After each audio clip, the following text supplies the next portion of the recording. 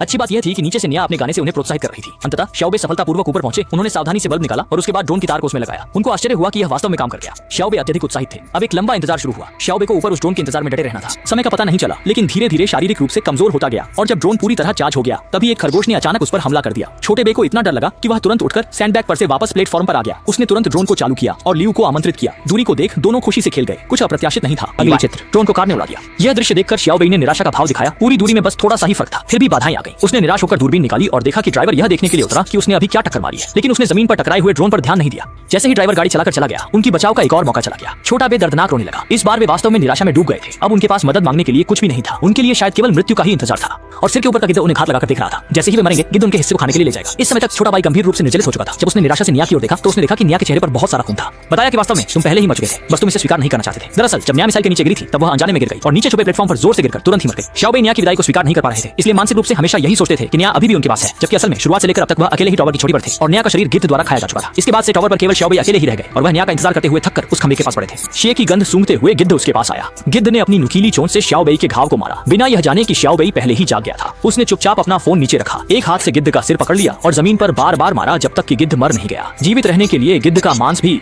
भरपूर ऊर्जा के बाद शाओबे भी और इंतजार नहीं कर सका। उसने नीचे जाकर निया के जूते लेने का फैसला किया और वही तरीका फिर से अपनाने की योजना बनाई। उसने पहले सुरक्षा रस्सी को सीढ़ी पर सुरक्षित किया, फिर उसके बाद जब छोटे प्लेटफॉर्म के पास पहुंचे तो शाओबे ने जल्दी से सुरक्षा रस्सी हटा दी और प्लेटफॉर्म पर कूद गए। फिर उन्होंने अपनी कमर से मोबाइल निकाला और मदद का संदेश भेजा। फिर उन्होंने निया के जूते उतारे और मोबाइल उसमें डाल दिया। सुनिश्चित करने के लिए कि कोई गलती न हो, उन्होंने जूते को निया के शरीर में डाल दिया और फिर निया की लाश को ऊंचाई से धक्का दे दिया।